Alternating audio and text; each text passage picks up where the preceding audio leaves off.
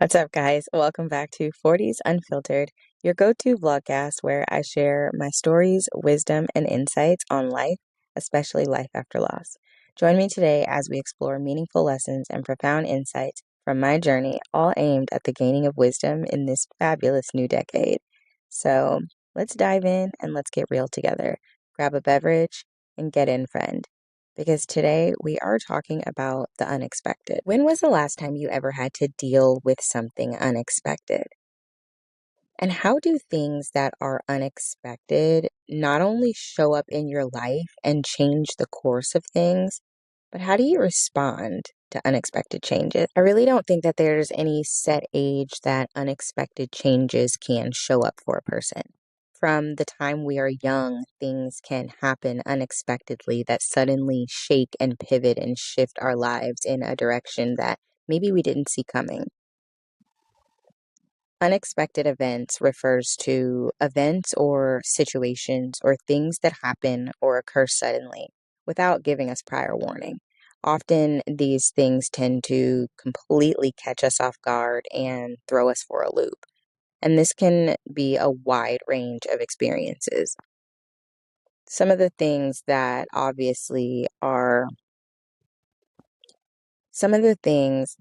are unexpected can be life changes, which the most obvious being maybe a loss or a death of a loved one, but divorces, birth of children, these things are all like life changing. Although maybe the birth of a child is not exactly the most unexpected thing if you're the one that's pregnant. Finding out about the pregnancy can be where the unexpected comes in. Things like health issues, sudden illnesses or injuries or diagnoses that can alter your daily routines, unforeseen expenses, medical bills, home repairs, or even losing a job suddenly and not knowing what you're going to do. Of course, things like natural disasters, the earthquakes, hurricanes, floods, tornadoes that come and disrupt our normal day-to-day lives. And then there's also things like social dynamics, breakups. Maybe you move away from everything that you've ever known, or have changes that suddenly happen in your friendships and relationships. Political changes, obviously things like pandemics, and we've had our fair share of getting a little taste of what that's like here in our generation and in our current state of the world. And then things like technology failures. Now that we live in such a technological age, breakdowns in technology or like loss of data can completely affect our personal lives, our professional lives. So unexpected things show up in so many different ways. But is there anything to gain out of unexpected circumstances? So last week, I found myself in the hospital. Now, it wasn't me that was hospitalized, but my son. This is his second hospitalization. 4 years ago, just before the pandemic swept the world, he was hospitalized for an asthma episode. Now, for the last 4 years, I've done my very best to keep my kids as healthy as possible. During the pandemic, I learned a lot about herbal remedies and different like holistic methods on just treating and taking care of the body. We grew our own food. I stopped eating meat that year in May, and I've continued it ever since. I eat a pescatarian diet now, and my children don't eat a pescatarian diet, but because I do, I've managed to not cook as much chicken and red meat and things like that within our household. One of the things that I'm a really big stickler for is definitely making sure that the kids have taken their vitamin regimens and really just doing my best to keep them from getting colds. However, you can't keep children from getting colds all the time unless you lock them in a bubble, right? So it's actually been a while since any of the kids have gotten like sick or have come down with colds. And that's mostly due to us being homeschooled. We are not really out and about so much. But this summer we have been outside and we started our homeschool year a little bit early. I continued through the year doing a year-round structure this time. So we got out in May, but we started our school year back up like toward the end of July. And we were going to the library at least 3 to 4 days out of the school week. That being said, The library here in my town can be a pretty germy looking place to say the least. So a couple of months ago, the kids got like one of their first colds in what seemed like a really, really long time. Whenever my kids get colds, it's not just the random regular old cold, not for my son. My son has viral induced asthma, so whenever he gets a cold, I always have to be on extra watch, on standby with his inhalers ready to do the regular regimen of care because asthma can be triggered by getting a cold. Last week, my youngest daughter came down with the sniffles. She wasn't feeling all that well, and she was saying that her throat was hurting. So my first step was to try to isolate her. Now, they share a room, and I want to try to make sure if I take her out of the room, maybe it won't go around and everybody won't catch the bug. That was my like mama instinct thought. So I had her sleeping in my room and kind of just hanging out in my room for most of the day and then all night. However, we all live in the same house together, so you really can't separate germs in that way as much as you think you can. Needless to say, my son catches whatever she had. The first day he was complaining that his throat was hurting, which was the same thing that she said. And so, just naturally, son, you're starting to get a cold. Like, let's take some tea and, we'll do like a honey spoon with some garlic and ginger and all the good, yummy stuff that is supposed to help sort of just detoxify and bring some antibiotic into the body naturally. And so we did that, but on the third day of his cold, he was having a really hard time breathing. And so one of the things that I said to him was that we're probably going to have to go to the hospital. And he says, "No, like I don't want to go. I'm breathing fine." You're not breathing fine. It was very, very evident that he was struggling. You can always see with him whenever there's a struggle to breathe that it's belly breathing, and you can look at his neck and sort of see that like it's moving at a pace that is completely like abnormal. Not only that, when he is starting to have asthma symptoms, he can't really talk very well. And what I mean by that is just simply it's hard for him to get all of his words out in one go. He's very breathy in between his words. Like every one word, he needs to catch his breath, as opposed to when you're having a regular conversation, it might take you like 9 words before you need to fully just like and take your breath. So on Tuesday, we gather up and we get ready to head to the hospital. I took a shower before we left. I got him cleaned up before we left, and I packed a small bag because the last time we went to the hospital, they admitted him, and I was gone for 5 days completely unexpectedly with other children at home. Also, last time I had a husband, so he was there with the kids. He was back and forth to see us, to, be there to manage anything that we needed. Someone was there to step in and advocate. It was just a completely different ball game the last time this happened. So we head to the hospital, and once they noticed how breathy he was and they were getting his vitals, his OSAT was pretty low, just his oxygen saturation. So they immediately start calling over a wheelchair and getting a bed ready, and so he goes back. One of the things that I have definitely noticed about the hospital emergency room is that when it is a breathing issue, they are not going to wait. You're not going to be sitting around the emergency room for 2, 3, 4 hours before they call you back. When it is breath and oxygen related, they are calling you back immediately. They put a mask on his face. They started giving him oxygen right away and sent him to a bed. They immediately called for a respiratory therapist to start coming in to administer breathing treatments. They ended up keeping him, so at this point, we are now in for a hospital stay. Many unexpected things that just showed up within the week. That, for starters, I didn't expect to be in the hospital for the next 2 days. Second, I did not expect to have such a rush of emotions like I did. And I think that a lot of those emotions came up for me because, like I said, the last time any of this happened, his dad was present. He had a very active father. I wasn't a single mother or solo parent at this point. I had a husband and my kids had a dad who very much loved them and was very much involved. He also served as a really big mouthpiece for our family. He was a talker, and that man could talk through and out of and up and down and in between anything.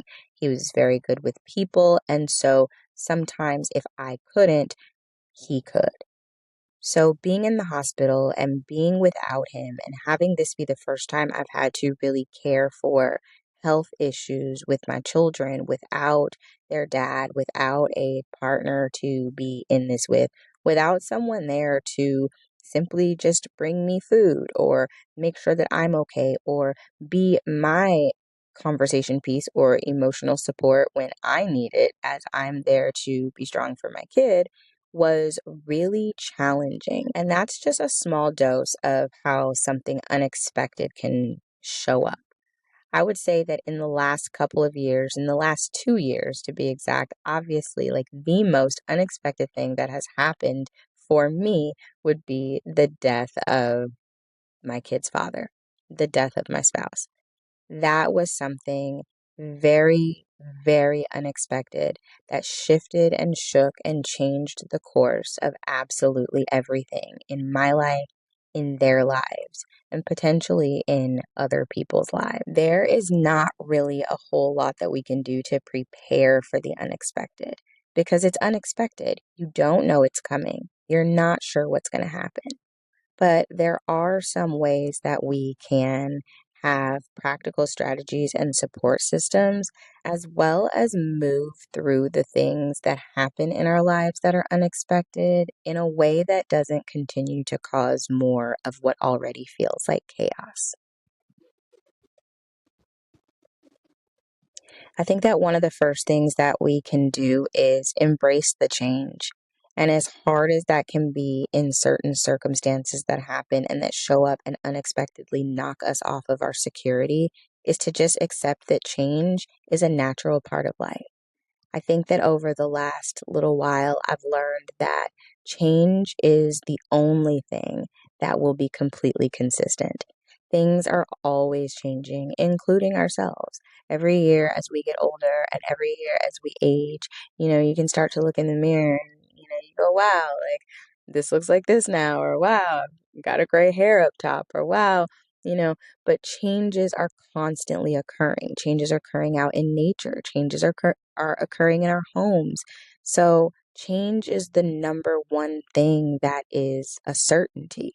And so if we can try to develop a positive attitude toward uncertainty, that can definitely help. Having an ability to bounce back from setbacks that happen within our lives can help. Having an ability to bounce back from sudden changes and setbacks in our lives can happen if we are able to practice resilience, self-reflection, being able to learn from past experiences, being able to potentially look into the circumstances and situations and find the good or find the lessons, and also just being able to look at ourselves in how we are responding to the nature of the things that have happened to us. These are ways that we can strengthen our ability to bounce back when we have major setbacks. Setting up emergency funds.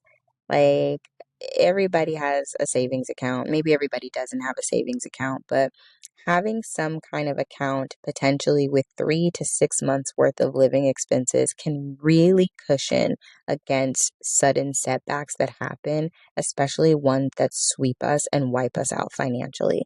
Things like losing a job or death of a loved one, or maybe even moving, or just, sudden illnesses, something that takes you out of your ability to be able to make money.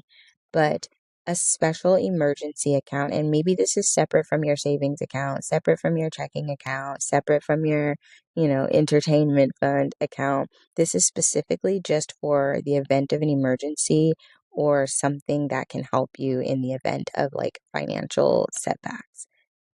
Obviously, like having adequate insurance. And this is one of those up and down, because through the course of my life, I haven't always had insurance, or even the best insurance for that matter.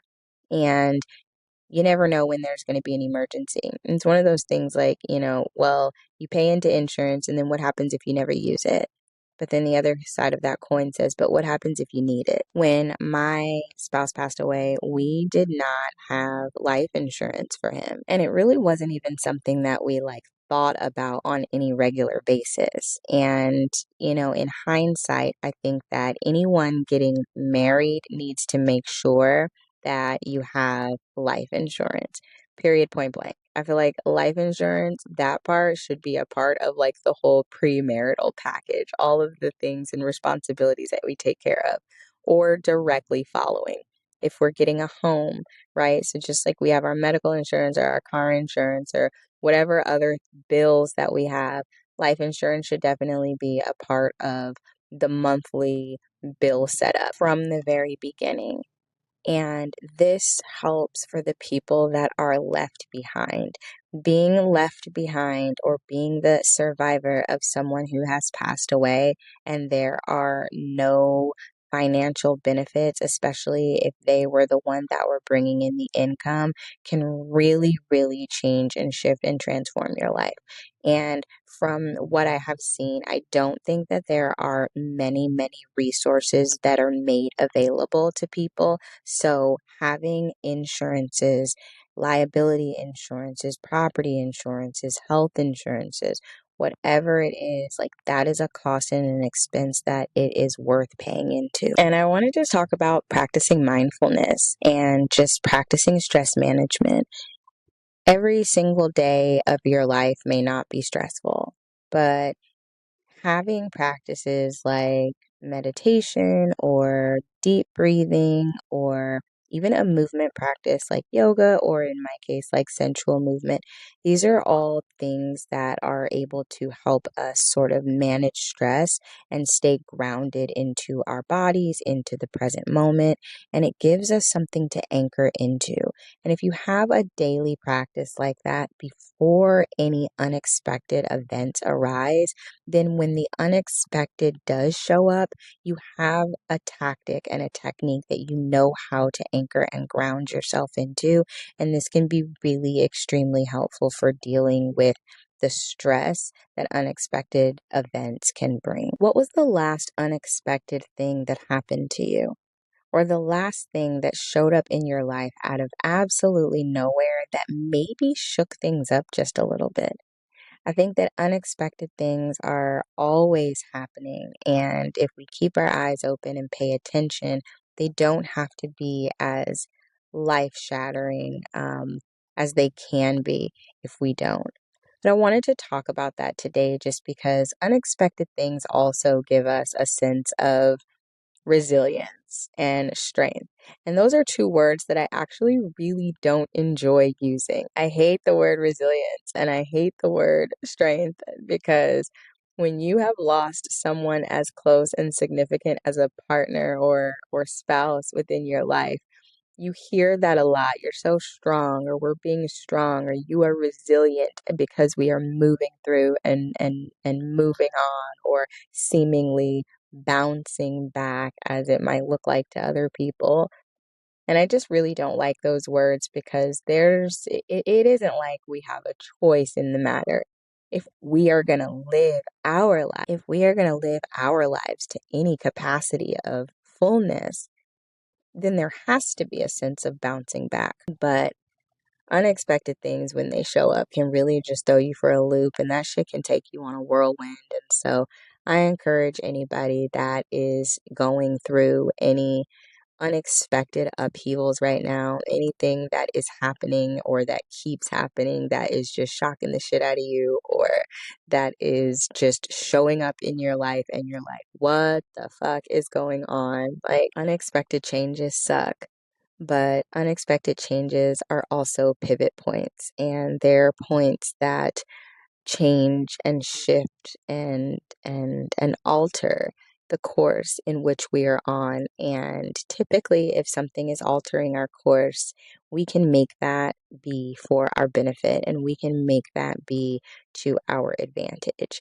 As much as it sucks, we can take unexpected things as learning experiences, and we can take those pain points and learn how to shift them into something that feels like power. So hopefully you are not having too many unexpected things show up. But if you are, I hope that this is able to give you a little bit of insight into some of the ways that you can help to sort of manage the after effect of what these unexpected events and circumstances can bring. And we all go through them. My son, needless to say, is out of the hospital. We've been home, we've set up follow-up appointments, and I know and realize as a learning experience in all of this that it just means that it's time to do things a little bit differently. I know for a fact that I have fallen off of a really consistent regimen of taking care of our health. We've done a lot of eating out. We've been outside a lot without proper, care of making sure that, the kids are washing their hands before they eat. We'll go get food and go to the park. They'll go play on the park, come back and eat their food, go play at the park, come back and eat their food. And so just little simple things and little simple changes that I know need to be made at this point. And so sometimes the unexpected creates that shakeup that wakes us up and that shows us, hey, it's time to make some very serious changes. So thank you guys for showing up today to this episode of 40s Unfiltered.